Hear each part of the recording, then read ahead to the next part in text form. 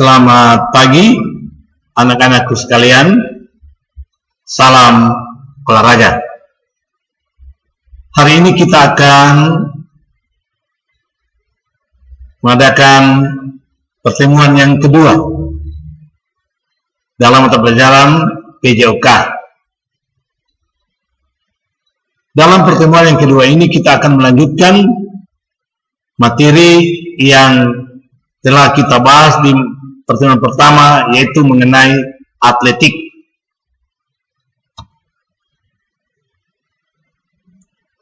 Hari ini kita akan mulai dengan lompat tinggi. Melompat adalah gerakan-gerakan yang sering kita lakukan setiap hari, baik lompat jauh maupun lompat tinggi, yang biasanya kita laksanakan tanpa kita sadari. Berjalan tiba-tiba kita melompat, mungkin lompat jauh. Berjalan tiba-tiba gerakan refleks kita melompat, mungkin lompat tinggi.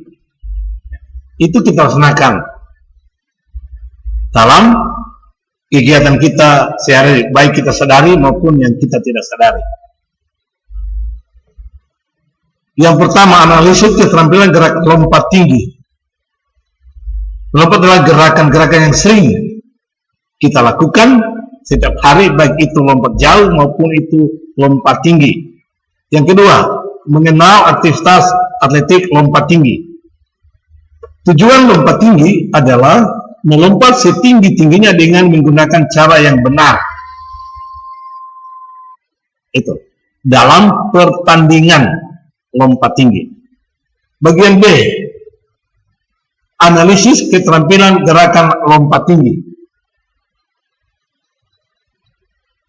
Yang pertama, melakukan teknik lompat tinggi.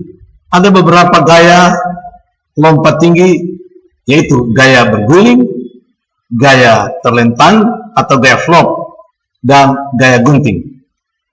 Nah, yang sering dipakai sekarang bagi atlet-atlet pemula adalah gaya guling sisi atau gaya gunting, karena gaya flop itu gaya yang paling efisien, namun pelaksanaannya itu sangat sulit bagi atlet-atlet pemula, apalagi seperti anak-anak yang masih duduk di bangku SMA.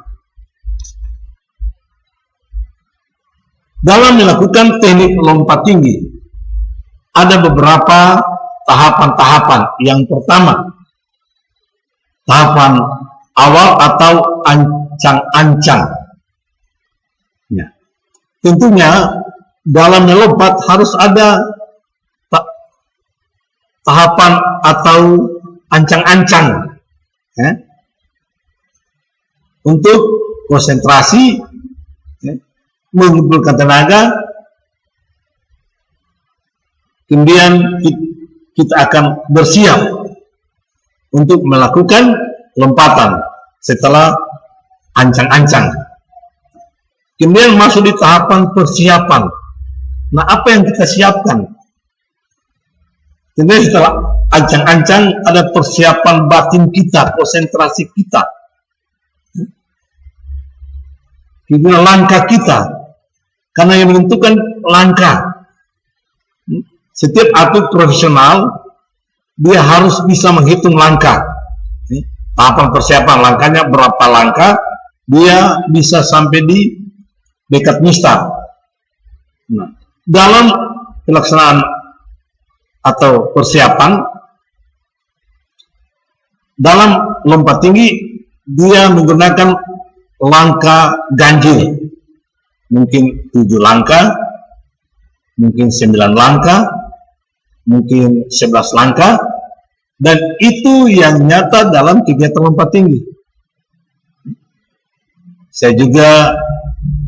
Saya coba-coba untuk langkah, rasanya kalau kita langkah genap, ya sepertinya kurang tepat. Setelah sudah ada tahap, sudah ada persiapan, sekarang tahap tolakan kaki. Ini yang dilakukan tahap tolakan kaki setelah kita mendekati mistar. Bagaimana kita melaksanakan tolakan untuk ke atas, sehingga kita masuk dalam tahapan melayang di atas mistar. Nah, ini kalau gaya gunting atau gaya berguling bagi atlet pemula tidak terlalu sulit. Tapi kalau menggunakan gaya frog itu sesampainya di dekat mistar, kita harus membelakangi mistar. Kemudian kita akan melompat dengan membelakangi mistar. Jadi itu dasarnya adalah salto belakang. Jadi sulit.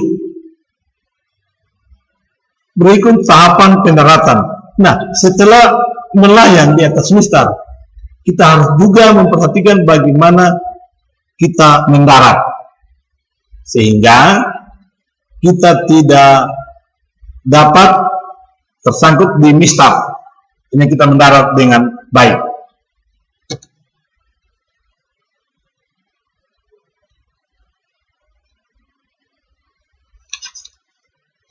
Baiklah anak-anakku sekalian,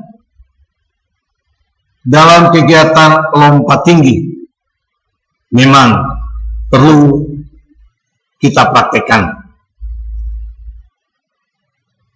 Namun dengan situasi dan kondisi kita belum dapat praktekkan.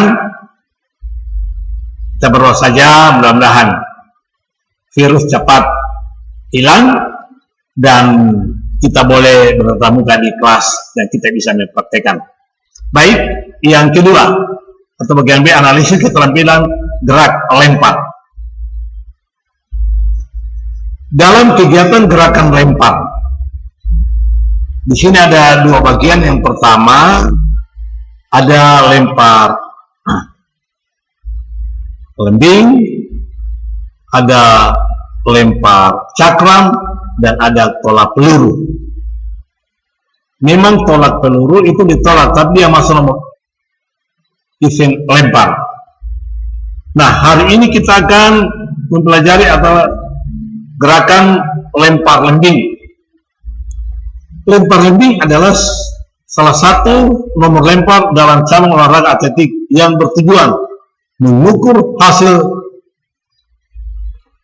hasil lemparan sejauh mungkin sesuai dengan tata cara tertentu yang bertujuan melempar lembing sejauh-jauhnya dengan tata cara yang sudah diatur oleh peraturan lembing itu sendiri. Kita masuk pada tahap-tahap gerakan lempar lembing. Yang pertama, cara memegang lembing. Dalam perkembangan ada dua cara memegang lembing yang sering kita kenal, yaitu cara Finlandia dan cara Amerika. Namun demi perkembangan sekarang ada pembagian tiga cara memegang lembing.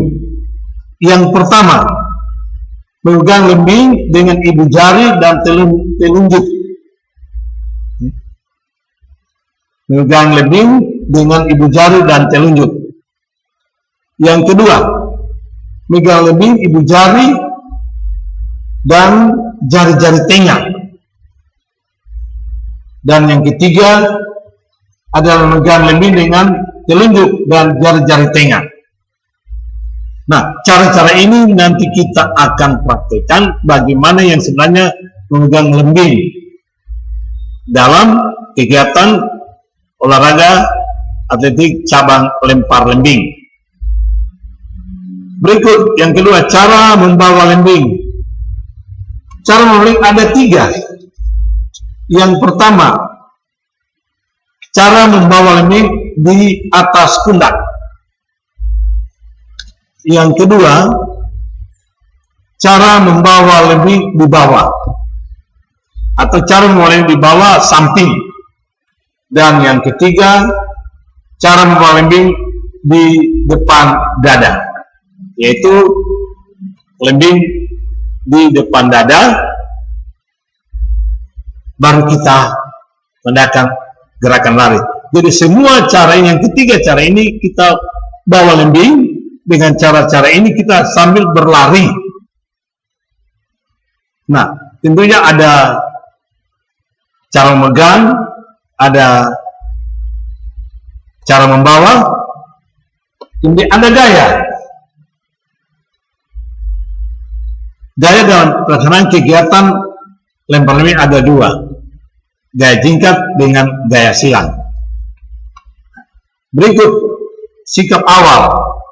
Tentunya sikap awal, setelah kita siap dengan lembing, kita mulai dari awal start